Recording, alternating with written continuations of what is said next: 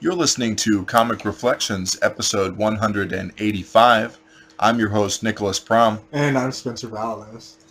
Comic Reflections is brought to you by Rhymes with...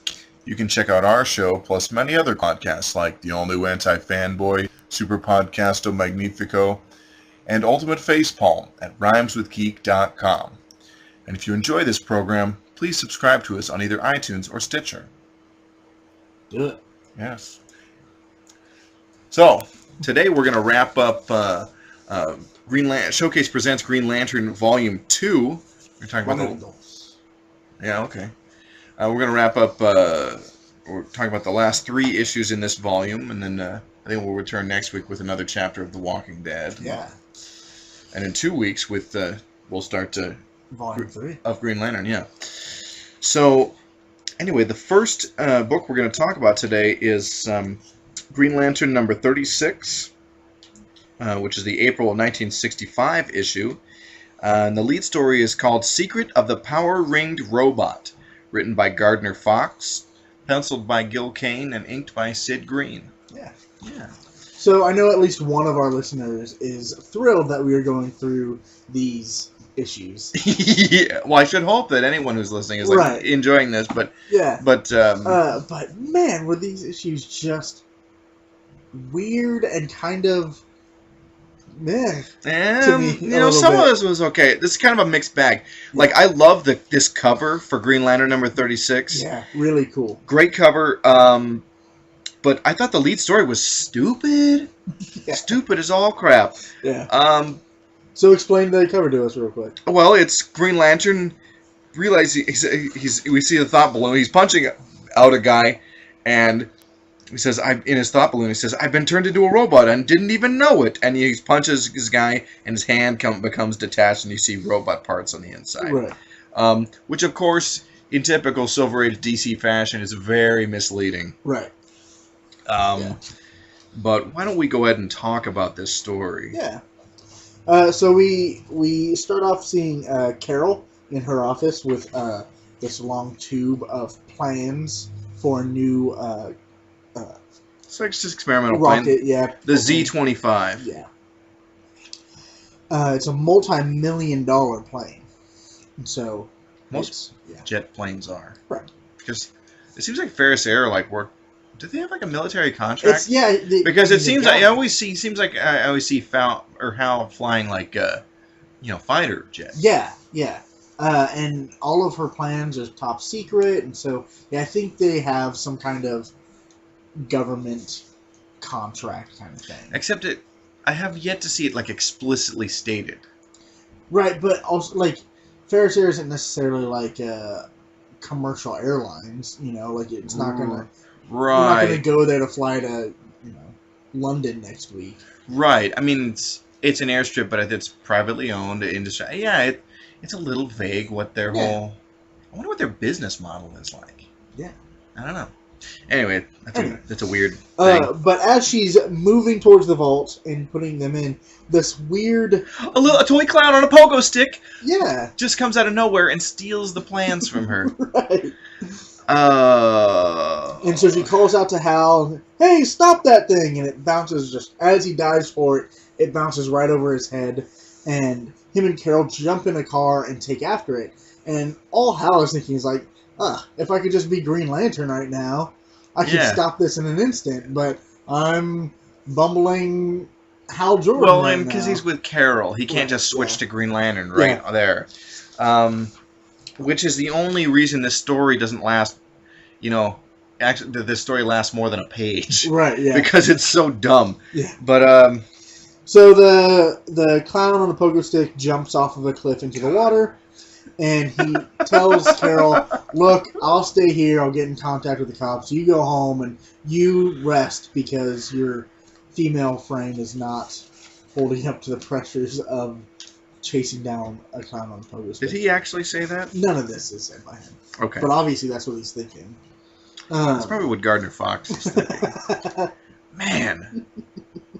As soon as Carol leaves, he switches over to Green Lantern, and he mentions that previously he had tagged the clown with an invisible beam that he can follow Right. after he's changed into Green Lantern. And he follows it back to this mansion, kind of on the coast. And he doesn't just go right in for some reason. He just something tells him stay out and listen to see what's going on. And so he creates a microphone, but he can't hear anything out of it. And so he creates this weird, like, stethoscope thing connected to a mouth. Yeah, that is so weird. He puts it against the wall, and so the mouth is telling him exactly what is going on in the room. Now I realize this is comics, and we want to do dramatic-looking things, because it's a visual medium, and this is absolutely one of the most ridiculous things I've seen, right? Like ever. Yeah. Wow. Honestly, I think it's definitely a different time. Yeah. And I don't think we need to continue to make that statement, right? And make those apologies. But just if something is weird like that, yeah. I want to point it out. What the crap? Because it's interesting to okay, obviously we're interpreting it through our modern lens. Mm-hmm. Okay, that's the whole concept we're playing with here. That's the fun, right? Okay. Because Green Lantern today does cool stuff with his power. And not that this isn't cool, the effect that he's achieving. Right. But the representation of what he's doing on the page is really weird. Yeah, definitely. Really cartoonish. I don't know if you would see that. I don't think you would see this in a modern Green Lantern story. Where no he uses way. A giant stethoscope attached to his mouth. Yeah, no. But stuff. It's different and it's effective. He finds out exactly that he couldn't use his microphone that he created inside the building because there's yellow radiation throughout the building, and so he had because reasons. Yeah, was gonna protect them from stuff. Yeah. So this creepy toy maker with a widow's peak, surprise, was making these toys to steal plans. I realize this is written probably for children, but I'm never impressed or feel like this is a great challenge or threat to whatever hero when somebody is using toys. Yeah. I think the Toy Man is the worst villain, other than the prankster who makes the Toy Man look really awesome. Right. But yeah, I just think it's lame. Unless you're crazy like the Joker. That's exactly what I was going to go. Joker using the chattering teeth or crazy the. But there's more to him, the person, that makes him interesting too. Right. Yeah. The gimmicks are whatever. Yeah. Those things could kill you. Yeah. The bouncing clown on the pogo stick. But some nebbish toy maker, who makes wind-up dolls that steal things, I don't care about this. Right. I mean, yeah. I laugh at this. And what superhero wouldn't? Right. So Hal figures out there's yellow radiation throughout the building, and he's not going to be able to go in and fight it. He can go in, he just can't use his ring. Right. Well, they mentioned that anyone coming into the building without the special pendant that they're wearing would be killed immediately. And then as soon as we find that out, here comes Green Lantern crashing through a window. Yeah. And so at the beginning of part 2, and he's fighting, fist to fist with these guys now. Yeah, because his power ring's not going to work. Yeah. What were you going to say? Nothing. Go ahead. Okay. And he's whipping around on a lamppost, and we get that panel of Green Lantern punching a guy and his arm popping off. And we find out he says the Soppaloo says, "Oh, I hit him so hard, part of my arm tore loose." Yeah. Hey, look at Green Lantern's really a robot. We find out that he's turned himself into a robot like the toys that came into the building. did he turn himself into a robot, or he created a robot body that he was like controlling? I think he turned himself into a robot. Okay.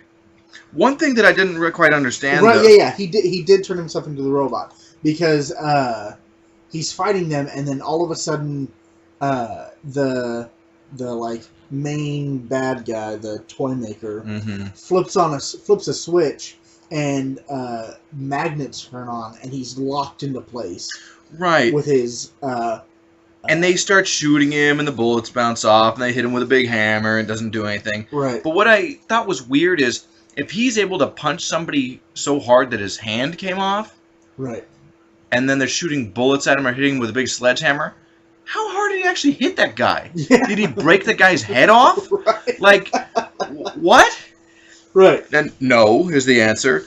So, yeah. So they all escape, and the Emerald Crusader is locked into place with his hand across the room, but then he sees his hand start sliding towards the wall where all the magnets are. Right. And he realizes, I'm too heavy to move, but my hand is moving. And so he makes sure that the ring is pressed against the wall, and he commands the ring to use the magnets inside, and he turns them off. By not actually using the ring in the room, but rather having the ring command or have control of the magnets. Yeah. Kind of weird. So he turns off the magnets, he puts his arm back on, and he goes after the henchman. And he's decided to stay in his robot form, and lands in front of the car that they're getting away in. Oh, this is great. And it just totally crumples in on itself. Yeah. It's pretty awesome. It's a total Superman pose. Yeah, totally. Yeah. I even thought for when I he uses the power ring to create an invisible wall in front of him. Oh. Okay, fine. It's called reading. Yeah. But anyway, I thought when I first went through this that the tire in the back behind him was a cape that was flying back. Oh, that's funny. Yeah, but because it did completely remind me of Superman. I love Superman. Yeah. Yeah. So he catches the bad guys, and instead of taking them directly to jail, he has the cops follow them back to the mansion. Yeah. And he puts the guys in the middle of the room, and he's just like, wait for it. All right, here it comes. And another little toy walks in, holding a bag full of just stolen stuff. Coins. And it proves that, these guys are the guys, and they can't stop the toy from implicating them in the crimes. Yeah, and then so Hal goes back to Carol, Green Lantern, and returns the plans. And what I thought was funny is she says, well, let's go to dinner and Hal can meet up with us later. Yeah. And the later he shows up, the better I'll like it, or something to that effect. And then he has this weird face. Sheepish expression on his face. This is the best panel in the whole story. You think so? I love the look on Green Lantern's face. Oh, shucks. Yeah. I'm Hal Jordan. Dang it. I know Hal isn't going to show up at all. So, hilarious. But let's talk about the backup story in this issue, which is a little cooler. Yeah, I like this one a lot better. Yeah. And this story is called Green Lantern's Explosive Weekend, written by Gardner Fox, penciled by Gil Kane, and inked by Sid Green. Yep. Hal Jordan wins a company contest and is given a he just takes a break. Sorry. Yeah. That's later on. Sorry. You're thinking of a different story. I was like, what? He decides to go away for the weekend. Yeah. And he decides, I'm going to go camping. And he goes to the park, and there's a park ranger there, and he's like, no, gotta turn back. Weird stuff's happening. Weird stuff's happening. Yeah. And so Hal turns the car around and goes behind a rock and changes out of his Green Lantern or out of his Hal Jordan clothes into Green Lantern. And he wears flies- it under his clothes. Like, Right. I love that. It's kind of like, did you ever like wear your pajamas under your clothes to go to school?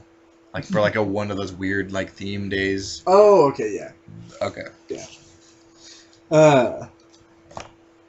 I don't know. Every superhero seems to do that. I don't know why. Right, I'm yeah. like, So anyway. doing a flyover Lake Wasson. Yeah. There's like a There's water spout. Yeah, and so he's going crazy, and he hits it with a large pair of cymbals. Percussive symbols. Percussive cymbals, yeah. It dissipates the spout, and he causes it. I love this. He's super like environmental man. He takes the water that was gonna fall back onto the lake, and he puts it over like some farmland so it can get some extra water because there's been a dry spell recently. Interesting. Yeah. Okay. Because that farmer didn't have the foresight to have any irrigation or anything going. How fun! We are recording on Earth Day. Yeah, it is Earth Day. Yay! We should be reading some Captain Planet comics. We definitely should be. Actually, no, we shouldn't. No. I actually had a Captain Planet comic. Really? Because they did have a short-lived series at Marvel in the early 90s when that show came out. And a friend got me the issue for my birthday, and I was like, nah. Thanks, jerk. You gonna get me socks next? Seriously. And it was one of those like literally adapted like the first episode of the show. I'm like, oh, Yeah, like that extra lame. Lame heart guy. Ugh, Mati? Yeah. Yeah. Heart. Well, No, why shut couldn't up. he be like? Because they had to make it like the sissy guy. Yeah. Like because feelings are for girls or something. Like. Yes. Like he couldn't be just like a regular guy. Like yeah, feelings they're good. Like no. No. Anyway. Anyway. Couldn't have been Kwame or Wheeler had heart. No, it had to be Mati. Mm-hmm. Anyway, let's move on. Let's go back to this. God. Captain Planet. So, Hal or Green Lantern is a little befuddled. He doesn't really know what's going on. So he's like, I'm going to get back to my vacation here. And he decides he's going to go to a dude ranch. Of course. Where there's a bunch of dudes. Oh, yeah. wait. That's not what that is. Okay. And one of the best friends he made in the Air Force during the Korean War, after Bill, the friend, died, Hal went to his parents' house and was like, hey, I was Bill's friend, and he became like a son to the parents of his. So we're getting this information as they're telling all this to this girl they want to set Hal up with. Right, yeah. And the smiles on their faces as they're talking about their son dying in Korea is really weird. Yeah. So Hal shows up, and they introduce him to Miss Clay. What was her first? Doreen Clay. And the wife is pushing a little too much, and the husband he ends up saying, "Stop trying to get Hal married. Maybe he likes being a bachelor. I know I would." And that's kind of got to cut a little bit to the wife, Yeah, you think? I wonder, being married to you is fine, but being a bachelor would be awesome. Yeah. Gardner Fox, you are an American original. And Hal's kind of looking over his shoulder like, huh. Like, it's kind of a weird expression that he has. That's he a doesn't really look happy necessarily, but yeah. But he does kind of become a little smitten with Miss Clay because she is a lovely girl. Yeah, like every girl ever in comics is, pretty much. He does try to romance her and stuff. Yeah, they go on like a midnight moonlight stroll. Mm-hmm. They do a little moonlight rowing. in Vermont. And then we get Hal, and he He's busting out his guitar. He's busting out all the moves for this chick. He's not done this for Carol, by the way. Yeah, they're all like rowboating on the lake. Yeah. He's serenading this girl. You're right. What the heck? So he's serenading her, and then he realizes, oh, the window's closed and the light's out. We see her drawing the shade, though. Right, yeah, totally. So he wakes up and he goes to find her, and instead he finds this like map with an X on it describing a place near Wasson Lake. And he decides, all right, I'll go. And then he does the creepiest thing ever. Oh, I may not have noticed this. So it's kind of hard not to. He finds her by the lake and he's like, well, there's been some weird stuff going on. Right. Yeah, it is true She's for men. sitting out here. I'll just read her mind. And he like what does he call it? Mind drops. So he's like eavesdropping in her mind, and he hears. It's not like he hasn't done it before, but it's been a while. It has. Doesn't make it okay. Point taken. And so with Carol, At least he's not controlling her mind. Yeah, he's known Carol for a long time, and whenever he's done it with her, whatever. If he's done it with like a bad guy, no problem. But like, I like how you just quickly just say, it's Carol, it's okay. She's nuts. She's nuts. She is, but like maybe this has affected her mind Absolutely. in ways that we don't know. Maybe the reason she's crazy is because Hal keeps mind dropping her. Yeah, but anyway. Anyways, so he reads Colleen's mind, and turns out she's from another planet, run by big bald-headed dudes. Yeah, and they're called headmen. Of course. Why not? When I first read it, I was like, "That's the name you came up with." It's like, what are they? They have big heads. Headmen. That's what they are. All right. And then they just went with it. Yeah. It's so...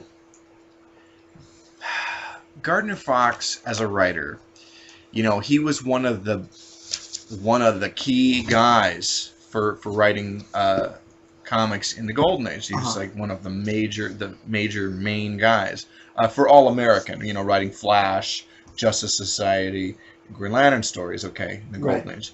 And, among others. He was very prolific. But I feel like going on into the Silver Age, in the 50s and 60s, he still has a lot of really old-timey kinds of ideas that they work, but they're not so fresh. Okay. I don't know. I don't think I lost my train of thought as to where I was going with that. Sorry. No, you're good. But no, I mean, it's interesting because there is a pretty big shift in the way we look at characters between the Golden Age and this Silver Age. Yeah. And so, I mean, not that he was being, like, phased out. Like, I don't think they would just phase him out. No, but, and I mean... But maybe it was just like, we're going a different direction with this. Yeah. Now, And I feel like it's weird to look at Gardner, because I don't know, I can't remember when he died, but yeah,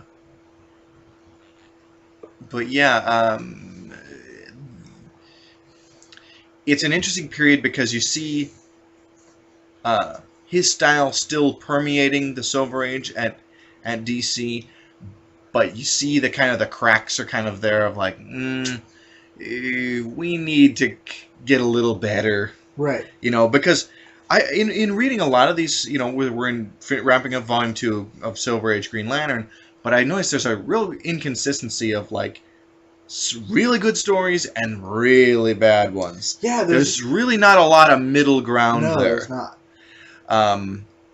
So yeah. Yeah. So we find out that she comes from this planet, and her real name is Onu Murtu. Yeah. From the planet Garon, where these headmen have created this device that... this ray that basically saps people's wills and makes them, placid and obedient. Ray. Cerebro ray. I love it. But yeah, placid, obedient people. Yeah, but she wasn't affected by it for... some reason. Somehow. Yeah. And so she's decided... my people shouldn't be enslaved like this. I'm gonna fight back. And so by day she, follows every command that they give her, but then by night she's working on like a secret machine that'll counteract the Cerebro ray. But they figure her out, and she's decided, I gotta get out of here. So she finds a ship and takes off, and she finds this little hotel in the middle of nowhere, which ends up being the Dude Ranch. Right. Where she can work in secret. Right. Can work in secret. She's away from the headmen, although they're tracking her down. Yeah. She's hyper intelligent. She's able to take on the language and the customs of the culture she, finds, and that's American English, whatever. And so she's worried that the Garlands have found her, and Green Lantern says, "Oh, I'm here." And he's like, "I know your secret. I know everything about you. Everything's okay. I'm gonna help you." And she's like, "What? Who are you?" "I'm Green Lantern." And then they hear this. It's sound. a siren. So the headmen have shown up. Yeah. Never mind the fact that he's totally like, "Oh, by the way, I know because I totally read your mind." Right. And stuff. And so we find out that their ship is invisible, and he's like, "All right, time to work my stuff." And he blasts the ship, and it becomes visible. Sure. The headmen come out, and they're kind of like, "Hey, look, I know the story that she's told you. Here's our side, and she's been a liar this whole time." And Green Lantern's like, "Well, I did only hear her side of the It gives story." him a moment to he doubts for a second, but then he realizes the guy was just buying time, and one of them attacks him. So he's like, "All right, so you guys are full of crap," and then destroys this weapon of theirs, beats him up, and sends him packing. Really, I love the middle panel on this page with the main headman. He looks really sad that Green Lantern's destroyed their weapon. Yeah. He's like, "Oh man." They climb back in their ship and they take off. Yeah. And so Green Lantern tells Doreen, I don't remember her alien name. Doesn't matter. Oru. Yeah. Hey, why don't I come back to your planet and we fight them there? And she's like, "Well, I'd like that, but I think I need to do it on our own because our people need to do it ourselves." I'm like, yeah, but this isn't like the Star Trek Prime Directive. Right. You're just gonna let injustice happen and maybe have her struggle for years or fail when you could go and ensure that, Right. Like that they would be victorious. Especially if they're in his sector. Yeah. We should probably be dealing with stuff there too, which we've already discussed. Are they in that sector? That's not specified though. It's not specified. But since they came and they were dealing in his sector, he could probably go. Yeah. Even if it was another, like if it was in Tomar Ray's sector or something. He could just give "Hey Tomar, go deal with this." Or let him know what's up. Like, can I come? Do you want to do this? Yeah. There's a dialogue you would think would happen. Right. There's the space cops. Yeah. Yeah. You would think that there's interdepartmental communication. Right. He spends a lot of time on Earth for being a space cop for a specific sector of and it's not really totally specified what entailed is in the sector. Is it just like this solar system? It seems like it's beyond that. Yeah. So stuff. Yeah. Stuff. So I'm yeah. surprised there are no why aren't I want a Martian Manhunter team up. I know they're in the League together. Oh, between Green Lantern and John Jones. That'd be interesting. Yeah. Although John Jones of the original Justice Leaguers, even though he's one of the most powerful, he's so boring. He's so uninteresting. As a person. So I don't know. Yeah. So she asks him for 2 favors. One, take me back to my ship so I can get out of here and go save my people. And then as she's leaving, she says, "Oh, by the way, can you get this letter to Hal Jordan? Make sure that he gets it. I'm saying goodbye." Yeah. And so he's like, "All right, get out of here. I want to read this thing." He can't wait for her to split. And then it's like, oh, Doreen liked him after all. But she had to... She concealed her won feelings. Heart. He won her heart, and yeah. And Oh, so too bad she's gonna go to another planet. Right. You know, like, I would be bummed. Like, dang it! But he's smiling. Like, Well, I think part of it is he knows that he still has moves. He still has. right. He's got it. Hal knows he's got hoes in different area codes. Right. But like he's had to deal with Carol's like rejection for so long. Even though they are kind of going out. A little bit, but think back just an issue where she says she cuddles up to Green Lantern. She's like, "Let's get out of here, and maybe Hal will join us, but I hope not." Yeah. You know, so yeah, she's kind of down on him. Yeah. So this has got to be a good ego booster for him. Yeah. Even though he mind drops her. Yeah. Yeah. Yeah. So let's talk about the next issue. And this is great because it introduces a major member of Green Lantern's Rogues Gallery, and so I care. Right. No, I do. It is a cool villain. It's Green Lantern number 37, which is the June of 1965 issue. And the lead story is called The Spies Who Owned Green Lantern. Yeah. That villain I was alluding to, we'll talk about in the backup story, excuse me.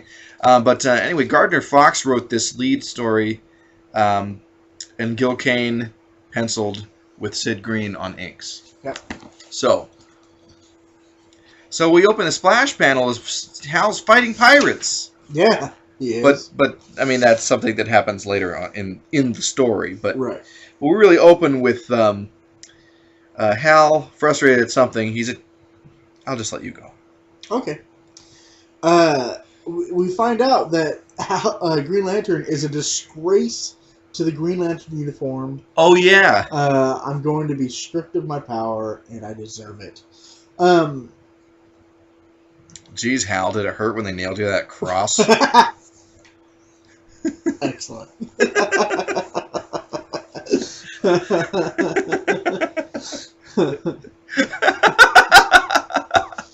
Oh, good times, good times. Pieface, he's exclaiming this to Pieface. You can't be serious. Why joke about something like this? I don't think like that's being how Green Lantern. Hal sounds at all. Right, yeah. Yeah. Anyway. And so he begins to tell his tale to Pieface. Basically, Carol sets Hal Jordan up with a date with her secretary, I think it was. A new secretary. Yeah. And it's this whole thing, oh, her boyfriend stood her up and went to the dance club with some other girl. Yeah. And so Carol, crazy, shrew, catty, says, hey, Hal, I'll go out with you every night this weekend if you'll take her. Right. And make her boyfriend jealous. Yeah. Like, what the crap? Yeah. So not only is she kind of playing with her secretary's feelings, she's definitely playing with Hal's. Because what if Hal's a perfect gentleman and this girl, who we know that Hal has moves now because of the last issue. Right. It's not like Hal didn't have any game. Right. But, we had reiterated that. Because Carol is a terrible person. But, like, Carol is a terrible person. Hey, why don't you go out with her and make the boyfriend jealous? Right. Not, why don't you go and make her feel better? Yeah. Which is still kind of, like, there's bad things about that, too. Yeah. But yeah. It's still kind of condescending, like, patronizing is what I mean. But, yeah. So, Hal agrees to it because... Yeah, and has a nice time move the dancing story all on. night.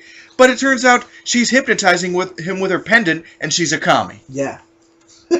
Yeah. So, at the end of each day, when Hal goes to sleep, he, quote-unquote, wakes up and begins to type away everything he did that day. All his, like, spy plane super secrets, Yeah. so that this girl who's a spy can sell it to the commies, or she is a commie.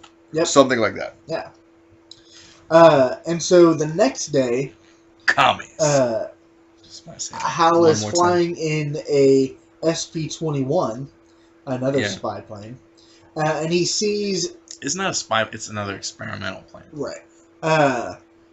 he sees two ships, a millionaire's yacht and this other boat, like going to collide, and this other boat shoots it fires a shot across the bow of the yacht, and so he immediately jumps into action as Green Lantern. He takes on some pirates, and like kind of bounces them. And they're dressed like Errol Flynn type of old school pirates. Yeah. And this is 1965. Right. Just want to throw that out there, let it land where it may. Yeah. And so he captures all the pirates, lifts the boat up, and he takes them away to the authorities for piracy. Actual piracy, not downloading stuff on the internet. Right. The problem with all of this is that after that day ends, he goes to sleep, wakes up, quote unquote, and starts typing out all of his stuff. Yeah. But in doing so, he reveals completely that he is not only Hal Jordan's spy plane flyer, experimental flyer, he's also Green Lantern. Right. Good thing it's not an email. He'd be really in trouble. Yeah. And so he... let's see. Sorry. Oh, and the only reason he finally realizes this is that a fire gets started near his bedroom window. And he had set a failsafe into the ring, like, hey, if there's like danger or something when I'm asleep, wake me up. Well, I think that's just inherent. The way I read it is that the ring just comes pre-programmed that way. Like, it's not going to let him get into danger. No, it says right here in the top panel, it says, you may remember that some time ago, as a precautionary measure, I'd willed my power ring to wake me up if any personal danger threatened me while I slept. Yeah. He says that to Pieface. Right. Okay. Because all this stuff is being told in flashback. He's telling Pie what's happened. He puts out the fire, and then he reads exactly what he's been typing this whole night. And then he says, all right, Ring, tell me what's been going on. And the Ring lays it out for him. You've been under hypnotic command. And there's... and the pendant was yellow, so... Yeah, there's nothing I can do to stop it because it was a yellow pendant, or a topaz pendant. Yeah. And so he's really, like, struggling with all this. And that night, when he goes into his kind of trance... Here's the thing. He can't undo the hypnotism because it was done by a yellow pendant. Uh-huh. But he was wearing the ring when he was hypnotized. By the same logic, he shouldn't be able to be hypnotized. No, I guess that doesn't really work. Yeah. Okay. Yeah. And so Hal's typing everything up, and Pieface is there, and while Hal is kind of like folding the letter away, he hooks it with a fish hook, and when Hal takes it to the post office box, he fishes it out with the hook. And Hal has made a plan to where when he goes back to sleep, he's put a command in the ring that he'll shrink him down and turn him into a letter that looks just like the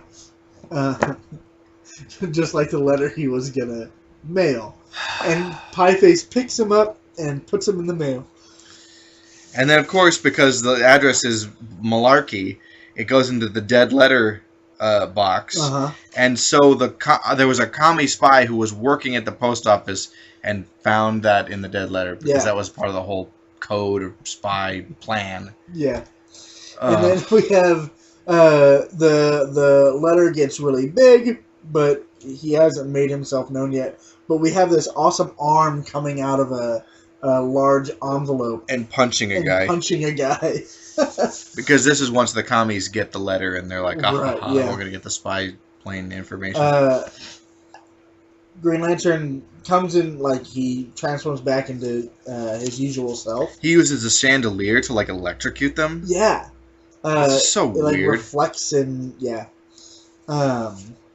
electrocutes him. And then, like, instead of just like pinning them down with his ring, he's like, nope, I'm gonna fight him. And he like jumps in, like punches them both, like both of them. No, just punches one over a table, and then he like the girl he took out. Yeah. Miss Sloane. He like uses like marionette kind of like puppet strings that he like creates from Green Lantern stuff, and then holds her in place and removes the pendant from her. Yeah. Yeah. He turns all the commies over to federal authorities. Yay. Except he destroys all the incriminating letters, and so how are they going to convict them? Yeah. You think he would just destroy all the letters or just the... Oh, because... Maybe it was just the letter. That told everyone he was Green Lantern? Right, yeah. No, I know, because Pieface retrieved that one. That one never got sent. Oh, that's right. So this is just the spy stuff, and the federal government would know about it anyway, in theory. That makes sense, yeah. Okay. Thank you for clearing that up for me. Thank you for being a friend. Dun, dun, dun. Travel down the road and back again. I'm not going to sing that whole song. Thank you. Oh, now I will. And so... It's true. You're a pal and a confidant. I'm not going to... No, I don't want to do that now. So, threw a party, invited everyone you knew. You would see the biggest gift would be from me, and the card attached would say, "Come on." I don't know. Thank you for being a friend. Okay, anyway. Golden Girls, yes. Let me tell you. I will say that we are recording this episode a little later than we usually do. Yeah. I usually don't get that musical.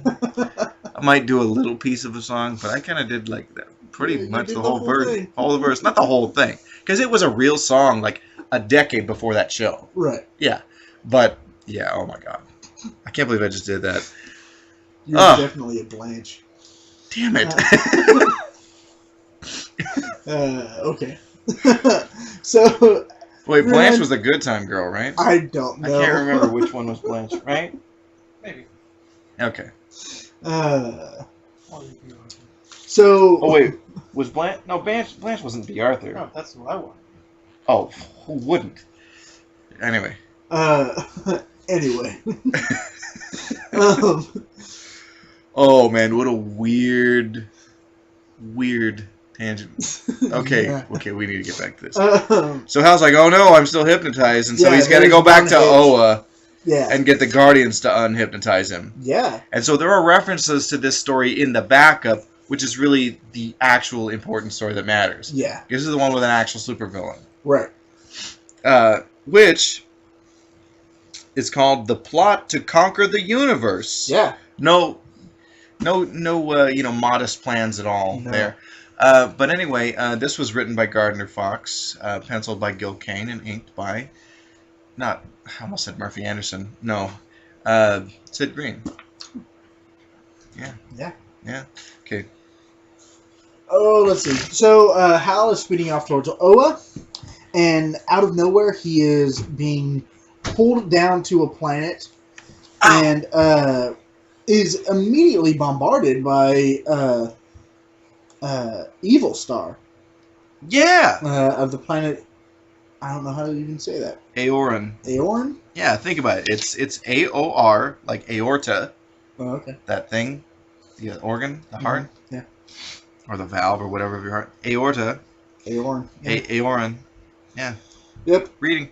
And So he attacks Green Lantern, and he sends out this weird thing that looks like a strand of DNA. It's creepy. Yeah. So he kind of captures Green Lantern in that DNA weird stuff. But then it turns into what he calls like a Hydra. Oh yeah. And so it gives the Hydras are a real thing. They're like a microscopic creature. Oh, I didn't know that. Yeah. Okay. But yeah. Then the editor's note makes way more sense. Yeah. Yeah. Uh, Yes, Hail Hydra. yes. A multi-tentacled freshwater creature on Earth. But they're very, very tiny. Right. And so, as Hal's fighting this Hydra monster thing, Yeah. the little minions of Evil Star, the Starlings. The Starlings, use their power wrist things. Star bands. They're star bands, that's what it is. And create all these bells around Green Lantern. Yeah. And this awesome... What's really weird is Evil Star comes up with this thing to give him power. Mm-hmm. And then he creates henchmen. Yeah. And gives them his same power. Yeah. Well, not as much. Not as much. But like, as invulnerable as him. Yeah. So anyway, I like him. It's cool. So this personally, this is one of my favorite panels in what we read this week. Which panel? The one with Hal holding his ears. Oh yeah, no, that is a cool panel. I can see that as like a cool pop art, like in a gallery somewhere. Yeah. Really cool. But we find out that the vibrations and the ringing of the bells could be so intense that it could kill him. Oh, weird. Yeah, and so he makes this soundproof room around himself. Yeah. With the power ring. But then, Evil Star launches like a kind of missile thing at him. It's like a spherical. Yeah. Missile. Just a flying object. It doesn't matter what it is. But yeah. Oh, it's... Sorry. I'm lost here. Sorry about that. The Starlings all fire again at Green Lantern. You know, when Jeff and I do the show, instead of like, just doing the play-by-play of all fight scenes, Jeff just goes, and fighting and fighting and fighting. That's actually worked perfect right now. Yeah. And fighting and fighting and fighting. Through the fighting, we find out that when Evil Star fires his Starband, it doesn't necessarily paralyze him, but it wears him out for a moment. He's momentarily weakened. Yeah. And so that's when the Starlings jump in. There's this fight between the Starlings and Green Lantern, and Evil Star goes and tries to claim Hal's ring from him, but isn't able to do it. Right. Sorry, that happened previously. This time, with the Starlings jumped on top of him, he's actually able to claim Green Lantern's ring. Yeah. And takes off towards Oa to... or he transforms himself to look just like Green Lantern Hal Jordan. Yeah. Because his plan is he's going to infiltrate them and just destroy them easily, as it will catch them off guard. Right. He puts Hal in a bell jar kind of thing. Yeah. That sound and light can go through, can't go through, but everything else can't. Yeah, it's weird. No, sound can go through because he starts talking to the Starlings. Sound and light can go through, but you can't get out. You'll be in prison forever. Yeah. So then, part 2 of the plot to conquer the universe. Yeah, I don't really think we have to mention when they break up the parts, but it's fine. Yeah. We don't have to. We get the background story of... Yeah, Evil Star kind of recounts of how he got his power, or came up with it. Yeah. And created the Starlings and stuff. Yes. And then also we have Hal like, oh, how am I going to get out of this? Yeah. Oh, I still have that hypnotic topaz from Betty. Yep. So he says, I'll use this to hypnotize the Starlings. And so he does. Hypnotizes all the Starlings. He tells them all, look, all of you are going to fall asleep, except for you. You're going to come with me. And he uses he rides the Starling to Oa. Right. And as they arrive, we see the Evil Star Green Lantern. It's Evil Star disguised as Green Lantern. Reporting in to the Owens, the Guardians. Yeah. Well, technically you are correct, Right. yeah. Um, but yeah, and so the jig is up immediately Hmm. on Evil Star. Hal is able to take his ring back. No, he's not. He's not? No, the ring comes off of Evil Star, and Evil Star destroys it with his power band. Right. Yeah. But I mean, the Guardians are right there. Yeah. But Hal just gets into fisticuffs with Yeah. with him. So Evil Star blows up the ring, but at the last second, Hal grabs a Starling and uses it as a shield Right. to block him from being blasted apart. Right, because he knew the Starlings were invulnerable, so... Right. Yeah. But because Evil Star used his power brand and is momentarily weakened, Green Lantern can jump in and punch him in the face. Yeah, and that'll work. Kick him, and yeah, basically knocks him out, removes the star band, and pushes him into the power battery. That I didn't quite understand. Yeah, the mighty forces in the power battery will remove the Guardian's paralysis. Evil Star paralyzed them. Oh, He was yeah. attacking the Guardians. I forgot about that part. Because otherwise they could have just stepped in and stopped him at any time. Right. Once they knew he was evil. Yeah. So they replace Hal's power ring, Mm-hmm. and send him on his merry way. And then he goes back to tell Pieface what had happened. Yep. That's it. That's the end of that story. Yeah. So, one more issue that we're going to talk about, and that is Green Lantern number 38. It's the July of 1965 issue. And the lead story is called Menace of the Atomic Changeling. Yeah. Written by Gardner Fox, penciled by Gil Kane, and inked by Sid Green. And we get Tomar Ray back. I love Tomar Ray. I love whenever we get more lanterns. Yeah, it seems like he's the default team-up lantern for quite a while. But I'm fine with it. But I like him, and I'm sure Gil Kane had a lot of fun drawing this guy. Yeah. So, anyway. Hal Jordan is on his way home. Oh no, on his way to a date with Carol. Right, he's pulling up to the driveway, and then he sees himself turning into his Green Lantern uniform and being yanked away. Yeah.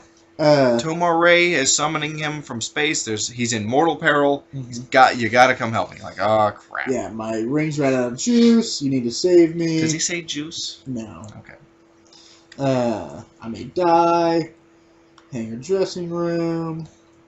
Right, so Hal brings him back to the hangar dressing room and lets him power up his ring, and we get a different. We get to hear part of a different oath from Tomar Ray, and we get some ellipses, and then it says, "And I shall shed my light over dark evil, for the dark things cannot stand the light of Green Lantern," which is cool. Yeah, definitely that's very interesting. Reinterpretation of that, maybe I'm just imagining it, but I've previously whenever they've done the oath, other lanterns, they've done the typical Hal Jordan oath. Right. Well, yeah. And you said that maybe they're just saying it with him, like the other times. right? But I think back to more modern interpretations of Green Lantern, even the Lantern Corps, everyone is saying the Lantern Oath as in Brightest Day and Darkest Night. And so this, I would love to see more personalized oaths. That would be really cool. Yeah, I don't know if we and the thing is, that. you don't need to say an oath to recharge the ring. No. It's just a ritual. You just do it. It's kind of a thing. So I think because later stories, everybody's doing the oath that we know from Hal, because Hal is the most celebrated Green Lantern. That's true. Yeah. So... And why wouldn't you do the oath of that guy? Exactly. Yeah. Okay.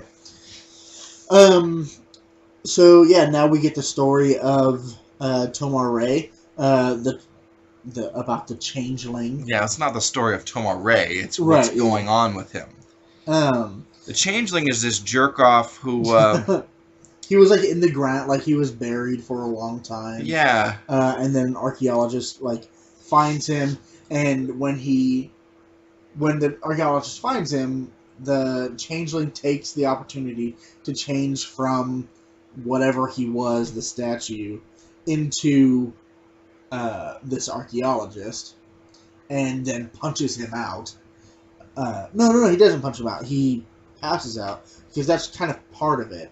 Like, Yeah, because the changeling kind of like touches you and like kind of copies you, but you get knocked out while he's doing it because he kind of like copies your memories and your feelings and Yeah. stuff and experiences stuff through you. yeah. It's weird. And So it's different than like other shape-shifting villains like Blythe, the Hawkman foe. Uh-huh. So I don't know. Right.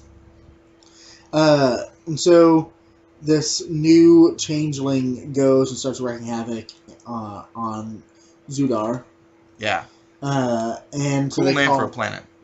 So they call in Green Lantern, Yeah. Tomar Ray, and we find out that he can't affect him with his power ring, yellow or not. He's not yellow, Right. but he's unaffected by the power ring. Man. And so, I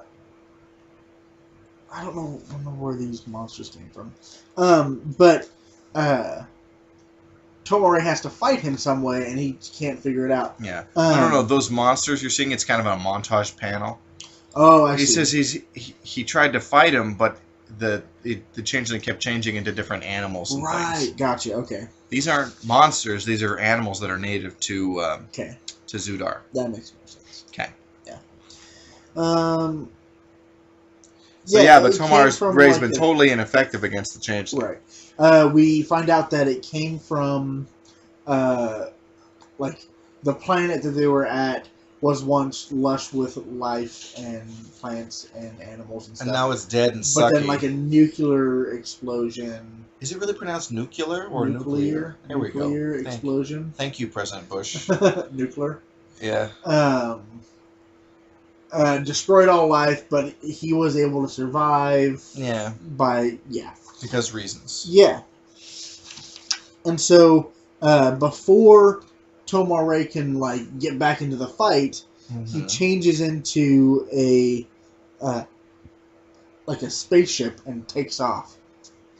Yeah. Luckily, Because you could just turn into a spaceship. yeah.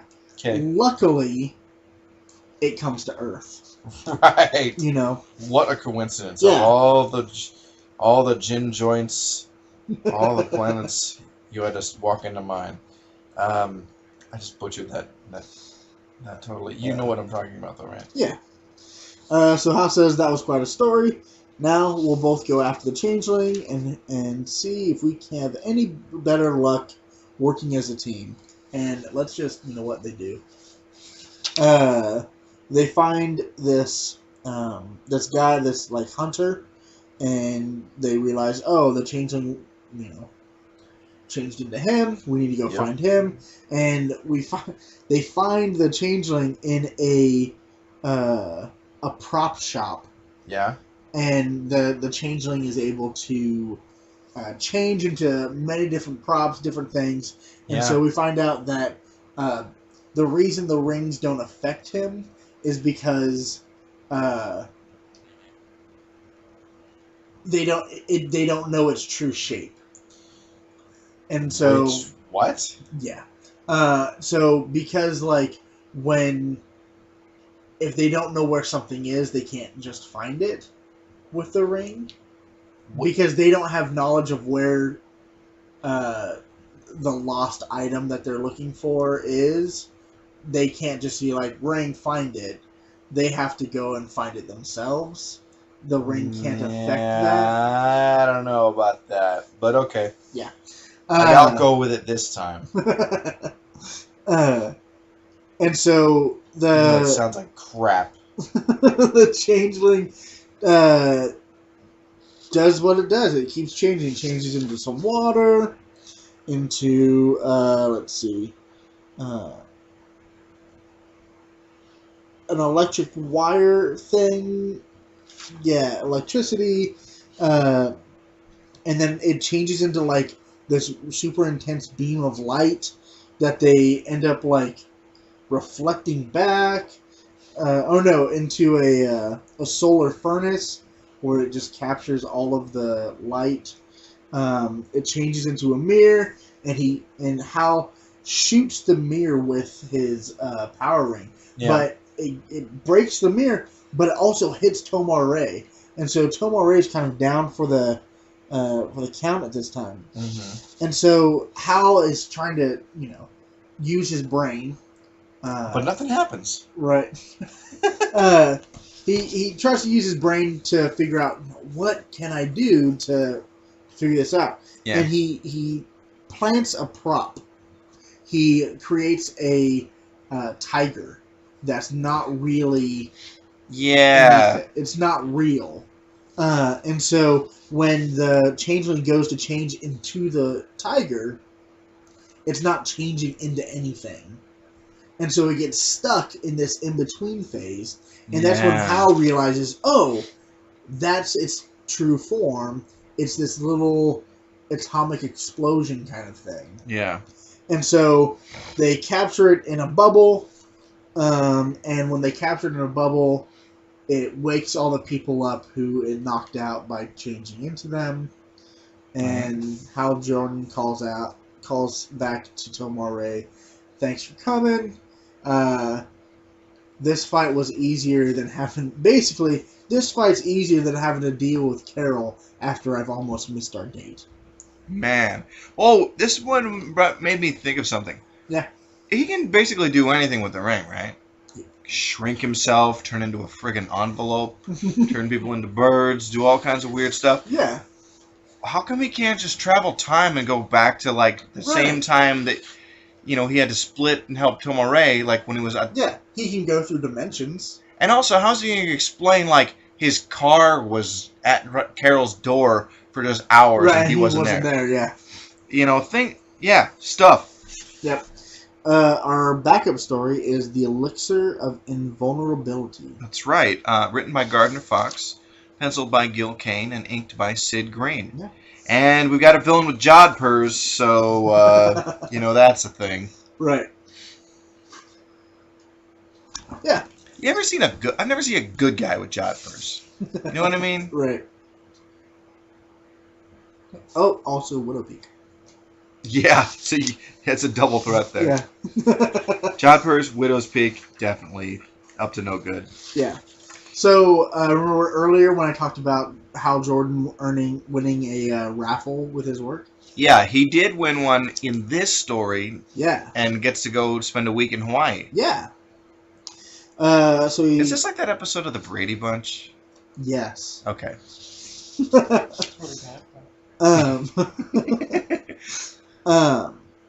Hal decides he's going to spend some time relaxing by going scuba diving. While he's scuba diving, he finds sunken treasure. Of course. Like we all do when we go scuba diving. Right? As soon as he opens it up and he's excited, this little pellet whizzes by his head and explodes, and he's kind of infected with this kind of toxin. And it kind of knocks him out. But then he sees two figures coming, and he fights them off, but then gets hit in the back of the head with the butt of a gun. And he wakes up in the hospital room after being saved by this couple. And he still feels terrible. Yeah. But then he finds out that he's allergic to his power ring. He takes off his ring and he feels way better. Puts it on, feels like crap. Takes it off, feels better. Realizes, oh, it's something wrong with the power ring. And then he commands the ring to drain all the toxin out of it, I guess. And he puts it in a vial and saves it for later. Just for rain. Right. Here's a vial of toxin. Yeah. This could come in handy. He gets up out of bed. The doctor's like, whoa, sir. What's going on? Doctor checks him out. Blood pressure, your pulse, everything that was wrong with you is gone. I don't understand it. Well, feel better, Doc. He takes off, and he becomes invisible And I thought for like 10 minutes I couldn't figure this out, but I just read it wrong. Okay. So it says, I'll make myself invisible and fly back to Coast City. It's been more than 20 hours since I last charged my power ring. And in my brain, for some reason, I read 24 hours. Right. And I'm like, how are you what going to the fly hell? back and How are do you it? gonna turn yourself invisible? How are you gonna fly back to, you know? And so like 10 minutes, I'm like, what the hell is happening? Oh, wait. He's got like Reread 4 it, hours. He's got like 4 hours. Yeah. Recharges the ring, and so he decides, because he touched the treasure, if he uses his fingerprints as a tracking device, he says, all right, find my fingerprints to the ring, and he's able to track the treasure back to Hawaii. Yeah. Where Keith Kenyon is holding it, and he's gained possession of the treasure. Right, and he looks like a New York hotel doorman. Yeah, he does. You know what I'm talking about, with the tassels on the shoulders. Yeah. And he's got like that Generalissimo Francisco Franco kind of outfit, and but with jodhpurs, Right. Well, Franco probably had jodhpurs too. To the internet. Keep talking. I'm gonna look. So the reason he wanted all this gold is because he thinks he's found a way to create an elixir that will make him invulnerable, and he has this purple light ray, ultraviolet light, that is going to turn the gold into this elixir, and he'll be invulnerable. Hal Jordan figures out where they are, but then as soon as he gets to the small island, he's immediately shot at by this large weapon. And he's like, well, they're going to try to destroy me. I got to fight them. And he uses like this cool panel of Green Lantern using the power ring to create this like wave of a hand out of water. Yeah. And it blocks all the shots from the weapon. And then he uses the wave, he makes it into a fist, and punches the weapon, and totally just destroys it. And then they have a different weapon, and they launch this kind of rocket at him. And he's like, bullets? No way. And he uses some lava from a nearby volcano, and melts all the bullets and stuff. Of course. So, to answer the question, I found a picture of Franco with Hitler, and they're both totally wearing jodhpurs. Nice. And another picture of Franco, and he's totally dressed like this goofball in the comic. So, like, the shirt and the tassels and everything. Yeah. So he makes easy work of the henchmen on the weapons, and at the same time we have Kenyon. What was Kenny it? Banyan? Oh. Yes. Kenyon. Gold. Keith Kenyon drinking the elixir. Oh my gosh, it's gold, Jerry. He really is drinking a golden. Literal gold, Jerry. Oh my gosh. So how He thinks anything that dissolves in water is hilarious. Ovaltine. Yeah. As does our villain. That's right. Green Lantern uses like a lasso, and he tries to like hurt him With a lasso. Yeah. He tries to punch him as well. But nothing is affecting him, and it's all because the green elixir has caused yellow stuff to happen to Yellow stuff. I like that. Thank you. Keith Kenyon. And so Hal, like, he's just standing there, and he basically gives Hal the idea to, oh, yeah, mix these chemicals, and, who knows what'll happen. And so Green Lantern mixes some chemicals, and then uses, what did you call it earlier? An atomizer. A giant atomizer. It's like, those old-fashioned lady spraying perfume sprayer things. With the weird hose and the... Yeah. And the ball on the end. Yeah. And he's a few whiffs of Aqua Regia, and my foe goes off the gold standard. And he's Now Apr-Jul is a chemical that dissolves gold. right. So he sprays on this guy because he's taken the gold elixir. Mm-hmm. Now, the yellow properties of gold is what's kept Green Lantern from being able to do anything to this guy. Yeah. So he dissolves the gold, then Hal hits him in the breadbasket. Yeah. Pretty satisfying, gotta say.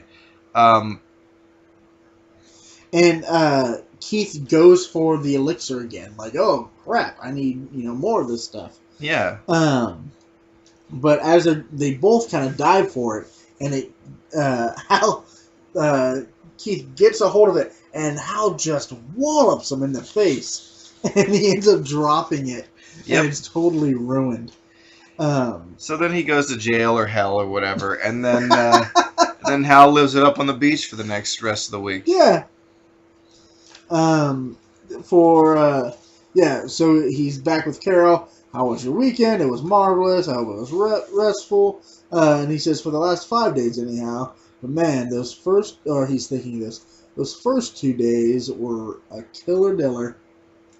Which is not an expression that anyone has used in a very long time. A very long time. Yeah. So wrapping up Volume 2 of Green Lantern and Showcase Presents. Do you have any other kind of final thoughts about like kind of where we've been going with this series or anything? I love this. The trajectory is just going skyward. Yeah. Because the first volume we had to deal with a lot of explanation of, oh, we can do this with the ring. Oh, we can do this with the ring. Oh, we can do this. This volume really has Green Lantern starting to become... We start reading Green Lantern the way we want to read comic books. There's not the long explanations. We know how it all works. Yeah. We can just go and have stories now. Yeah. And I think with some exceptions, there's just some really that you're gonna do that with it, right? Weird stuff. And I think hopefully I know for a fact Volume 3 gets more super villainy. Cool. Which is territory I like to go in. Yeah. I can do the goofball stories with Superman because I think they're higher quality goofball stories. Okay. But with most of the time I'm like, please can I have a supervillain? Please no more jewel thieves. Right. Please very little white collar crime. That's boring. Yeah. So yeah. Yeah, because it seems counter to what Green Lantern is. Personally, well, it's look, we're talking. Somebody's got fantastical powers. Give them fantastical foes to fight. Well, please. My thought is going back to what we were kind of discussing earlier with why is he dealing with jewel thieves when he has this sector of space he needs to be patrolling? There are still real police or Batman to deal with crap like jewel thieves.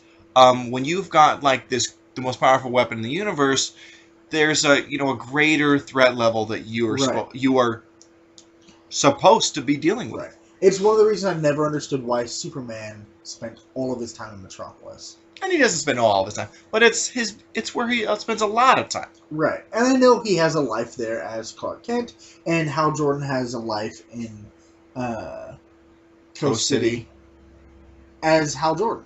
Right. And so those things make sense, and I'm sure the Guardians are yeah, keep your life. But I feel Superman stories of this era, there's a lot of him traveling in time and going to space or dealing with people from space. And, yeah, we're getting that with Green Lantern, but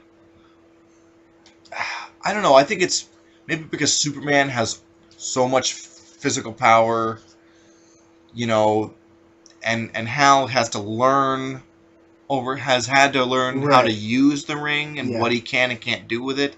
That there's more of these let's have him foil a bank robbery and see how it kind of and something weird goes wrong and he's got to figure out how to do things. So it's a different kind of arc that we experience with Hal than Superman, who is he's got powers from the word go. Yeah. He's always had them. So anyway, I would love to see more team-ups with other Lanterns, which I'm sure will get. I'm pretty sure Volume 3 is we get to see at least one team up with Alan Scott. Oh, rad. Rad indeed. Yeah, so, loads of fun to come.